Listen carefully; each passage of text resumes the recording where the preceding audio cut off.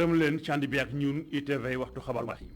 ci gën a fees bokk na ci ni jamono ji jàpp leen ni kon xabaar bu neex ci équipe nationale bu Sénégal ki di Pape Gueye mi nga xam barki démb footballul tribunal bi ñu dénk wàllum sport ci àll bi daal dina koy kon dakkal na ni dakkal ko néggandikondi mooy dogalu waa FIFA boobu leen kon Pape Gueye léegi dana mën a jongante ëllëg bu ko neexee moom Aliou Cissé daañu ci tam ci biir xalaat fekk na sa tey jii tàggat yaram am na sunu gaynde yi cukki nañu ci teewaay daanaka ñaar fukk yi ak juróom-ñaar kenn rek moo ca manqué mu Ismaïla Sarr daañu ci ànd ak Cheikh Diop ca Bafoussam ca nangu ci biir xabaar yi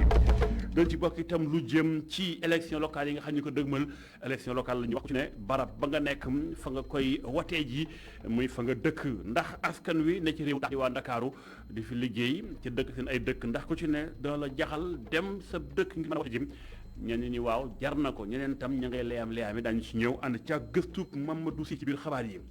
doon ci bokk itam lu jëm ci transport ci biir Sénégal taximaan yi ñu war a yeesal yenn dem ak dikki waaye itam mbirum payin bi ndax xam ñiy taxi ay taxi xam nañ ko am déet daañu ci ànd ak gëstu Mamadou Dieng daañu ci boole itam wala benn côté transport ci biir capitalu Sénégal jàpp leen ko lu néew juróom-ñetti junni ci ay charrette ñu ngi ci biir capital bi di Ndakaaru lu ni mel lu ko indi ak it nañu liggéeyee dañu ci ñëw ànd ci ak enquête bu xóot bu ñuy ànd ak Boubacar Dieng lii moo gën a fes ci xam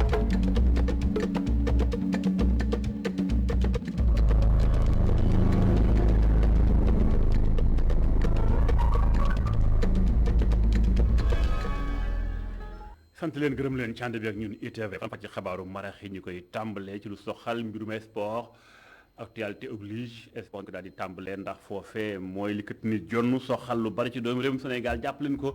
ki nga xam ne di Pape Gueye bari ki démb bi Sénégal di football mujj doon dugg ci géew bi ndax dafa am ay daan yu am digganteem ak OM ak Watford ga mu nekkoon lu ni mel nag mu daal di impacté maanaam dal ci kaw ndoddum équipe nationale bu Sénégal waaye léegi kon Pape Gueye bu ko neexee dina mën a football ëllëg incha allah diggante Sénégal ak Malawi ndax foofee jàpp leen ni kon am na ab dogal bu tribunal bi ñu wàllu sport jël ndax daal di nay kon dakkandi daal di suspendre mu dakkal ko néggandikoo ndim dogal bi waa FIFA jëloon ngir kon léegi kii di Pape Gueye bu neexee Aliou Cissé mën naa daal di cukki ànd ak gaynde yi ëllëg daañu toppat wàllu gu ñu mel ca na mu gën a yaatoo ba tey mbirum sport ak sunu gaynde yi Aliou Cissé mooy tàggat sunu gaynde yi moom ci boppam daal di yëkkati kàddu xam leen ni ndaxam dana soppi doxalinam ci wàllum li mu tege joueur yam déet lu mu ci mën di doon te ña koy critiqué di ko ñaawlu bari na waaye moom lam jàpp na ko nee na Sadio Mané xam ko teg noonee la ndax Sadio Mané moom sax mën naa indil lu bari équipe bi waaye nag dana am xëy na beneen doxin gu bees ndax am nañu bari ñëwuñu woon ca léegi ñëw nañ ca Covid moo ko sooke woon ñu teewlu Aliou Cissé la mu dénk Cheikh Diop. Je crois que le mot d'ordre de ce groupe-là, de cette CAN-là, on avait dit c'était trois choses. C'était d'abord la confiance que nous devons avoir, mais c'est... bi ñuy ñëw fii ñetti mbir moo nekkoon ci suñu bopp benn bi mooy gëm suñu bopp gëm googu nag gagné ay match moo ñu ko jox voyagé lu bëri jongante ak ay yeneen équipe am ay résultats yu baax dara changé wul ci suñu ambition dañoo bëgg dem ci compétition bi ba mu jeex naam am nañu ay jafe-jafe ci tàmbali gi mais loolu du lay dañoo bëggoon rek sénégalais yi xam li xew ci seen tanière beneen bi ci des mooy humilité équipe yépp la ñu respecté ñenn ñi nañ ko gisee ñàkk ambition waaye du loolu expérience bi ma am en tant que joueur et en tant qu'entraîneur mooy tax muy wax ni équipe bu ndaw amatul ñi ñuy woowee ay favori ak ñi ñuy woowee équipe yu ndaw différence bi demeetul noonu match yépp ay metti match suba bi itam dina metti lool comme match contre Zimbabwe ak contre Guinée waaye joueurs yi ma gis pare nañu pour jongante te gagner. Mais je sens des garçons prêts et surtout vouloir aller le plus loin dans ces compétitions-là. muy kàddu ko Aliou Cissé mooy tàggat sunu gaynde yi waaye ginnaaw Cissé moomu sax kàddoom mi ngi jëw ci entraînement bi nga xam tey sunu gaynde yi amoon na tey ji ca fee nga xam mooy Bafoussam googee sax fa leen war a amale seen jongante lëkk incha allah dañ ci toppaat ak Cheikh Diop Serigne Saliou Deme ak Babacar Ndiaye mi topp boobu lépp tàggatum ndax lu am solo dañu ko ànd ak yéen ba tey mbirum équipe nationale Sénégal ak résultat yi nga xam tey Sénégal mi ngi koy wone ba kan bi tàmbalee léegi muy doxin xaw a cunguñ cangañ lu mu ci mën ci doon Abdoul Ahad Diallo mi ma ngay joxe xalaatam moom international sénégalais bi défenseur ba ca Paris Saint-Germain ma ngay jàngat ni équipe bi mel ak ni kan bi doxe tey ndax lu bari ay mbettaan yi moo tàmbalee am ñu teewlu ko moom it am na lu mu dénk suñu ay envoyés spéciaux. Malgré tout ce qu'on peut dire, on reste solide, on a des principes. ak lu ñu mënti wax ñi nag dañuy des di dëgër ndax am nañu ay principe te am nañu coach boo xam ne xam na bu baax li muy def équipe bu mag la te fii ci compétition bi conditions yi fi nekk ñëpp gis nañu ko muy ci wàllum climat bi naka noonu ci terrain bi fii nag amatul équipe bu ndaw nañu bàyyi li ñuy wax kii équipe bu ndaw la kii équipe bu mag la compétition la li fi nekk moom mooy xeex ku mën sa morom jël ndam li ku ne mën na gagner sa morom ci terrain bi loolu moo tax compétition bi intéressante ñi nag danañu wéyal liggéey bi li fi nekk daal ëpp fi solo mooy football naka noonu fexe jël plaisir bégal tamit ñi nga xam ne ñoom ñooy supporters yi. Abdoul Ahad Diallo leneen jëm ci tàggatu gi ëllëg incha allah Sénégal dina laale ak Malawi mu doon ba tey ci jongante yi nga xam soxal match de premier tour bi nga xam kon Sénégal incha allah ñu ngi cee xaar ak ndam di fàttaliwaat ni xabaar bu neex bi mooy ci équipe nationale bu Sénégal ci ñaar fukk ak juróom-ñetti joueurs yi ñoom ñëpp def nañu entraînement kenn rek moo ca manqué Ismaïla Sarr kon ñi amoon Covid ñëpp muy Ibrahima muy ki nga xam si moo di Kalidou Koulibaly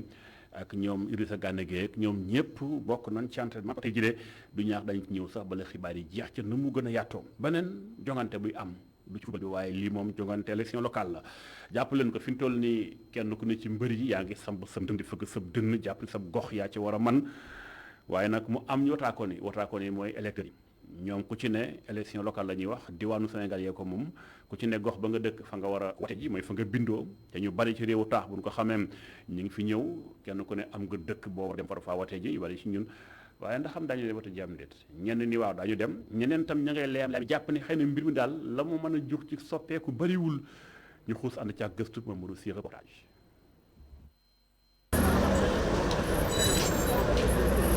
ay fan rek des laata élection locale ñenn ci askan wi nag fas yéene dem wutali seen dëkk ngir ñu wote ji ñu jàpp ni seeni maire yi amuñu leen njëriñ. franchement du ma bàyyi sama liggéey dem di voter si parce que maire boobu amulu ma njëriñ supposons par exemple man je suis de Mbacké bon mais maire Mbacké pratiquement amulu ma njëriñ tellement parce que peut-être sama kër mi foofu samay jabar sama yëpp. Thierno Diané moom dafa daal di transférer lieu de vote am mu jàpp ni lu am solo moo di nga woote commune bi nga nekk. man fi nga xamante ni fi laa nekk fi lay liggéeyee sama carte fi la nekk. dañoo toll moment boo xamante ni ñu si ëpp si ñun barab ba nga nekk di fa liggéeyee sa njëriñ lépp fa la nekk am na ñoo xamante ni par exemple am na région yoo xamante ni daanaka seeni maire amul leen njëriñ léegi nag yow nga transféré ñëw fi nga xamante ni fi ngay liggéeyee di fa wootee day dem ba nga xamante ni mooy important. te am na ñi nga xam ni fas yéene wu ñu dem woote ji ñeneen ñi nag dañu fas yéene dem ñu jàpp ni dafa am solo lool bokk ci ñi tànn seen maire. man moom bëgg naa incha allah élection yi ma bàyyi sama activité yëpp ne serait-ce que pour que jour ma dem voter ji après ma retourner ji waat quoi parce que jàpp naa ne loolu acte citoyen la dañ ko gis ku si nekk rek sa maire yow yaa ko war a faral sa bopp. askan wi nag ñoo ngi sàkku ci ñoom ngir rek ñu mun a waajal wote ji ndax jàpp nañ ni ab devoir civique la faaw rek ku nekk mën kaa def. maa ngi woo sénégalais yëpp képp koo xam ne dëkkoo Dakar nga dem sa village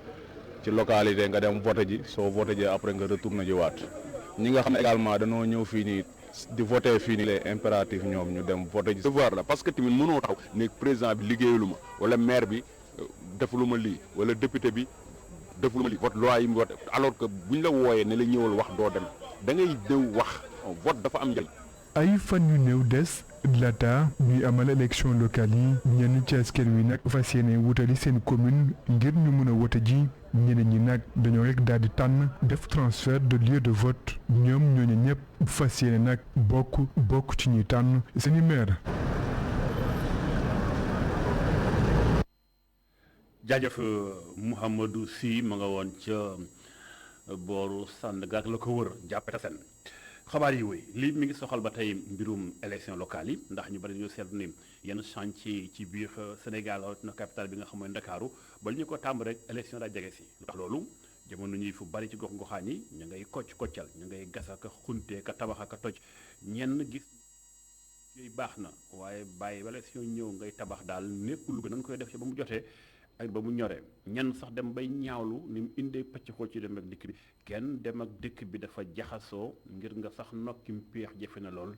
ñenn ci askan wi seen kàddu jib na ci reportage yu Mariam Ndiaye. ay mbedd ak ay tali yu naqadee xàmmee ndax jaxasoo loolu mooy xar kanam bu yees bu Ndakaaru muy ay chantier yu ñuy nemmeeku bu élection di jub si. ñu ngi rue 7 angle 6 Médina Dakar fii nag ab tali bu yàqu lañ fi nemmeeku ak ay enjeux yu rëy loolu itam moo nekk rue 5 bu lu naqadi askan wi. dañuy door dara bàyyi ko daal di koy gelé ba campagne commencé ba ñu soxla dara ñëw pour lëndëmal xelu nit ñi loolu yiw rafetul parce que fii doom ñun ñëpp ay doomu sénégalais la ñun ñëpp ay dañu war a defante lu baax mais sonal nit ñi nii man moom en tant que délégué de quartier mënoo imaginer problème yi ñu ciy jànkonteel. askan wi nag ñoo ngi dund lu mel nii ab diir a ngi te bëri na lu yàgg. mais nga dem waxanteeg ñoom ne leen du yàgg dina def 2 mois ba 3 mois ba 4 mois mais xoolal boobu ba léegi tuyau toj na fi ñàkk nañ fi ndox gas nañu dagg tuyau bi ndox yi ak yooyu dafa metti toog nañ fi 2 semaines yoo xamante ne amuñu ndox ndax dañu dagg tuyau bi ñu defar ko ñëwaat daggaat lamp yi presque yëpp dagg na. ay chantier bu élection di jege si du lu bees. kilifa yi di xaar ba élection di jub si ñu tàmbalee liggéey yu mel nii. malheureusement ça se passe toujours comme ça chaque année te loolu moom dafa mel ni jiitu na suñu juddu et waru fa demee noonu waruñu képp kuñ fi teg xaar ba campagne jot ngay campagner lu ñu la jox nga liggéey te boo amee sa plan boo amee sa programme li tax ñu fal la da nga koy def ci durée bu ñu ko falee bul xaar ba sa fin de mandat nga bëgg accélérer c'est ce qui cause le problème moo tax boo seetloo maintenant ko ñëpp la ñu gasandoo. waa ji fi muy jaayee café Touba lañ ko tegal ab garawaay bu bare mu nekk lu muy naqarlu lool. maa tey mooy lii mooy liggéey ba pare wala jël gravats bi war ko yóbbu feneen ñëw di ko jalal nit ñi si seen i angle ak seen i bërëbu liggéeyukaay parce que lii marché la lii point mooy café la lii check point la nit ñi dañ fiy toog di consommer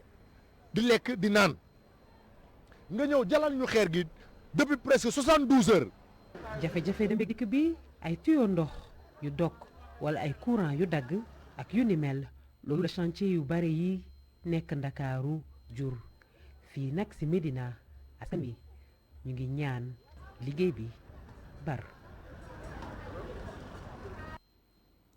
jaajëf Ndeye Mariam Ndiaye xabaar yooyu li mu soxal mbirum coowal borom ñaari tur yi ci biir Sénégal ak mbirum politique ak monnaie locale maanaam koppar bi nga xam te bi kopparuk diwaanu Ziguinchor lay doon ci président Ousmane Sonko jiite Pastef xalaat ni lu mu war a mën a def la bu nekkee maire Ziguinchor kii di avocat à la cour maître Ousmane Seye daf koo dàq moom dafa jàpp ni wote ab loi buy criminaliser borom ñaari tur yi taxul borom ñaari tur yi génn ci biir réew mi moom nga gis mooy mbir mi faneen la monnaie locale bi tamit mooy xalaatu Ousmane Sonko bi maître Ousmane Seye dafa jàpp ni wax la joo xam daal daanaka daal wax jus mënta jàppee lu waxu ndax la sandang la ko jàppee dañuy xuus ndax mu nekkoon tey ganuk toog matinal ak mi ngi Maram Ndiaye ci faram-pàcce gi. gën a teengal li nga xam ne rek moom moo di daan yu ñuy teg borom ñaari tur yi fii si biir Sénégal mu doon coow loo xam ni jóg na ba tey fayegul lu koy firndeel mooy kuréel gi nga xam ne rek moom moo songoon xeex bi di ànd sàmm jikko yi ñoom 20 fan ci weeru février danañ amal ab ndaje bu rëy ngir rek fexe ba député yi daal di criminaliser lii di homosexualité maître Ousmane Seye jàpp ni boobu la xeex gëmul ni benn yoon ni dina antu. Moi, je crois que l'affaire homosexualité, ce n'est pas une question de renforcement de la répression. C'est une bonne cette exposition des motifs. D'ailleurs, il modifie l'article 319 pour renforcer la répression. Or, man, je crois que l'affaire homosexualité, ça va au-delà de l'acte. C'est une question de valeur et de civilisation. Parce que bon, les filles, nous devons faire disparaître la famille. D'autres amateurs. Donc, c'est une bataille de civilisation. moom avocat bi le jàpp na ni sax way politique yi ñoom ñoo nekk ci ginnaaw bi le loi waaye mu jàpp ni seen bëgg-bëgg du antu beneen bëgg-bëgg boo xam ne rek moom gëm na ni du antu mukk mooy monnaie locale bi nga xam ni njiital parti Pastef Ousmane Sonko bëgg na ko si diwaanu Casamance. ma économiste mais xam naa ne monnaie locale mënu am Casamance d'autant plus Casamance dafa nekk tey région boo xam ne dañ ci war a def ndànk parce que dafa am histoire te dañu war a def lépp pour Casamance intégrer Sénégal doo ñëw fekk gox boo xam ne maanaam région boo xam ne dafa am ay problème dafa am presque guerre bu amoon ak Sénégal et tout léegi jàmm mu ngi fay ñëw am ngay sulli yu mel noonu nga xam ne dafay mel ne Casamance da nga bëgg mu am indépendance moom bopp. moom avocat bi lee yamul foofu ndaxte sol na robam ngir rek layal waa CEDEAO moom maître Ousmane Seye àndul benn yoon ak ku jëkk Sénégal bi mel ni rek kuy dooleel coup d'état foofu sa Mali. gis nga opposition dafa war a nekk opposition sereine républicaine te looy wax da nga koy xam est-ce que ñoom dem nañ lire la charte de la bonne gouvernance xam nañ lan mooy coup d'état parce que attention bu fekkee ne da nga nekk opposition ànd nga ci wala yow ànd nga ci coup d'état ànd nga ci ay militaires pendant 5 ans toog doxal benn réew boo xam ne kenn falu la comme tu n'es pas un démocrate tu n'es pas un républicain. toog waxtaan mooy li nga xam ne rek maître Ousmane Seye jàpp na ni moom mooy yoon bu ñu war a jël ngir rek am saafara tey tamit jàpp na ni fii ak ñaari at lu mu gën a yéex militaires yi war nañu joxe nguur gi foofu sa diwaanu Mali. jërëjëf mi ngi Maram Ndiaye leneen ci xibaar mi ngi soxla mbirum dem beeg dikk ci wàllum taximaan yi soppee xëy na doxin ak mbirum pay lu mënta ñàkk la waaye ndax xam taximaan yi ñoom xam nañ fi jamono toll ak yëg nañ yooyu xeetu soppeeku ñoom seen ak nu su ko war a mën a waajale ëllëg ñu bari ci ñoom ne xëy na waaj ñu ko te yëguñu tam lu jëm ci wàllu guddi mel ñenn ci ñoom seen kàddu jip ci gëstu bu xóot bu ne ànd ak Mamadou di ànd ci ak Bakar mu bëri lool ay conducteur de taxi yoo xam ne suba su ne ci boori siège bu parti démocratique sénégalais la ñuy daje ñoom fii la ñuy faral di ndekkee bërëb bi nekk itam opportunité ci ñoom ngir waxtaanee modernisation seen secteur bi ay start-up bëgg ci soobu ci Sénégal joyanti secteur des transports méngale kook jamono taximan bi ne moom ànd na ci. man installé la guñ ma ko ci samay oto mais maanaam fi mu toll su bu ñëw boo xam ne dafa méngoog jamono ñun ñëpp dañ siy d'accord essentiel ñun buñ si perte su fekkee day ñëw ñëpp gisandoo ci seen bopp moom moo gën. xarala yes yi def aduna bi muy aduna bu digital secteur yëpp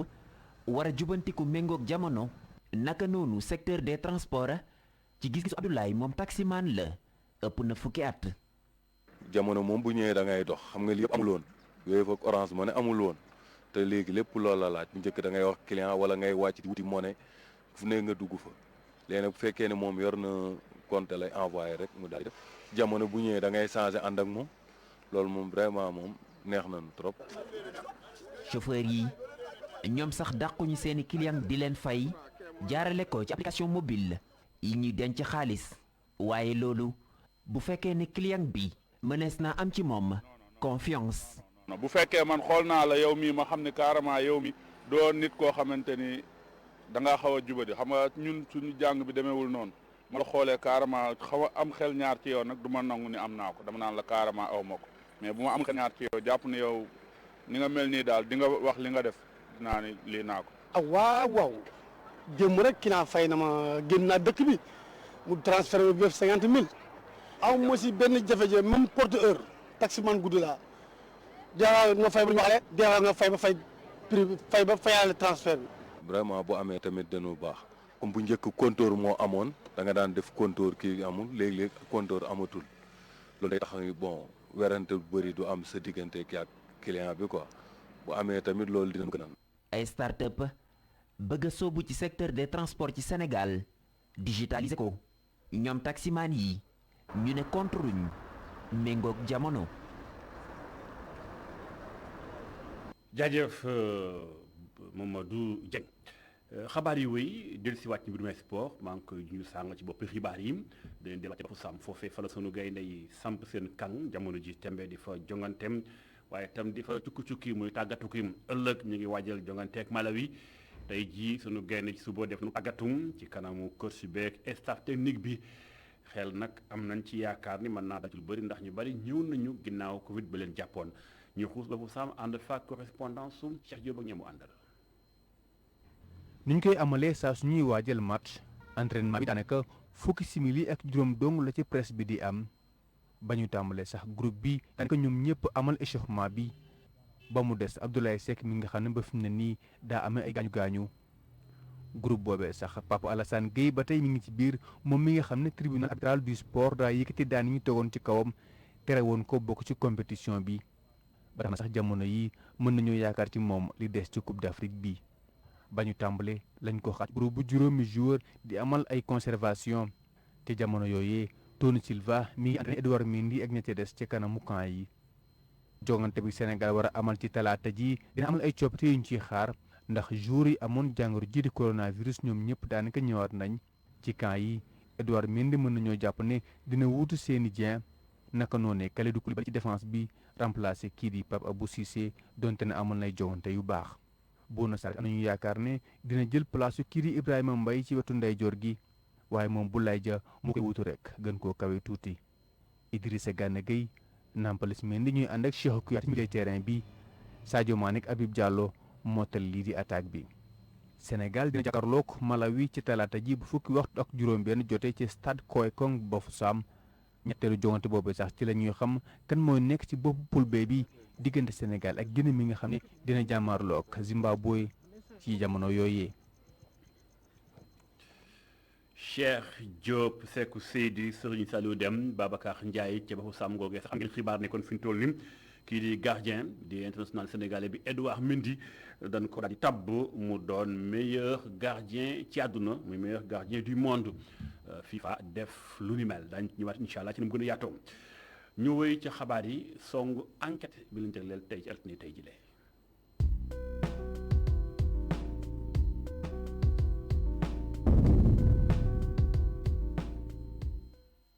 dina bett ñu bëri. capitalu Sénégal Ndakaaru Njaay lu néew lu jege juróom-ñetti junni ci ay sareet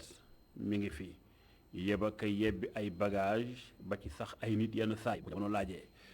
nu ñu liggéeyee nu ñuy doxeem boobu lépp capital ak ëllëgëm ci mbirum transport ci la Boubacar Dieng def enquête bu xóot ñu ànd ak moom. ci jamonoy tubaab yi charrette yi dañ leen tere woon ñu dugg ci biir ville bi wante fi mu toll nii nag dañoo dem ba bokk ci circulation bi fii ci Dakar li nag li ko waral moo di benn arrêté boo xam ni génn nañ ko dañ ko séq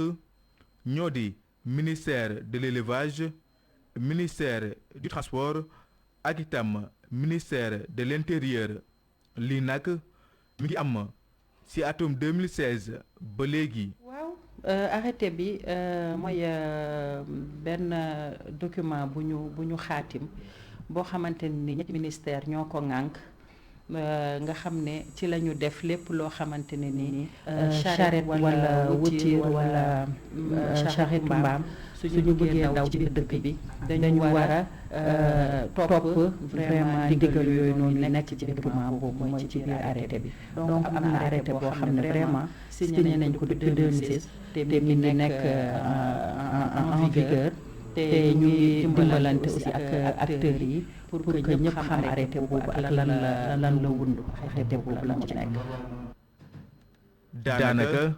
bi bekkoor amee ci kaw gi ci atuko 1980 ba léegi ñoom ñi de ci lañu dugg si fii ci Ndakaaru Njaay tàmbali ak seeni saret di ci yóbbu ay nit ak itam marchandise wante nag bari na ci ñoom ñoo xam ni seen liggéey dafay jafe yenn saa yi. mën nañoo wax ne hippomobile presque bokkuñu ci circulation urbaine Dakar mais comme gis nañu seen importance ci transport matériel de construction yi gis seen importance ci doxalinu dëkk bi bon mën na naxante ak nguur gi naxante ak état bi ndax ñu ndax li yëpp moo ñu ci amal solo malgré nag ñoo bokkuñu ci circulation urbaine Dakar bi mais aussi état bi ay nit ñoo fa nekk dañuy comprendre xam nañu nii dañuy doxal wala dañoo bokk ci li koom-koomu réew mi. tolluwaayu charrette bi li mi yépp lépp la yoon amul lum ci wax te ba léegi nag bari na ñuy daw charrette te xamuñu yu ni mel li nag waa jile jàpp ni ñàkk jàppale moo tax xamuñu ko.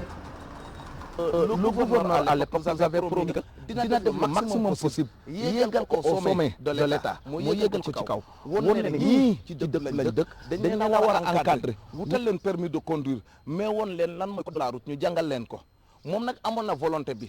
mais comme ni ma ko waxee rek jaam ak pexe yàlla ak dogal mën ngaa am bëgg-bëgg bi mën ngaa am volonté bi mën ngaa am yéene bi mais est-ce que ña nekk ca kaw aussi dinañ nekk ci disposition yooyu mën koo def ndax aussi loo gis ci loolu dafa laaj koppar te koppar aussi dañ koy tënk ci budget bi est-ce que nag loolu bokkoon na ci budget bi wala boo dugaloon nañ ko ci budget bi loolu yëpp moo tax ma ne volonté baa ngi fi ba léegi te xalaat naa ne ci ay fan ci kanam dinañ ko lancer waat ndax tey borom charrette yi su ñu amee permis de conduire ñu encadré leen ñu xam code de la route tolof yi doon am dina gën a wàññeeku loolu. ni mu ko gisee kii nga xam ni moo yor wàllum plaidoyer ci Brooke Afrique de l'Ouest giseewul ni mel. moom nag dafa jàpp ni ministère yi yor lu ni mel ñu liggéey lu seen biir. charrette dafa war a am immatriculation charretier bi dafa war a am tamit li ñu naan carte coché genre permis et tout donc ñetti ministère yooyu loolu tax ñu xaatim kii bi document bi te ministère bu nekk am na loo ci war a def par rapport ak immatriculation bi. aussi collectivité locale yi mairie yi municipalité yi am na rôle buñ ci war a jouer mais dafa xaw a desandi bu baax am na ay charrettes yu bari quand même yu am immatriculation dans certaines zones mais des na. charrette yi nag ñi koy dawal ay ndaw lañu seeni at nekk ci diggante ñaar fukk jëm ñeent fukki at ñu bari ci ñoom nag. amuñu permis de conduire wala sax assurance leneen lu ci dolliku moo di ay ndaw fi mu toll nii ñoo bari ci métier bi te ñu ci bari ci ñoom seeni jikko askan wi rafetlu wuñ ko.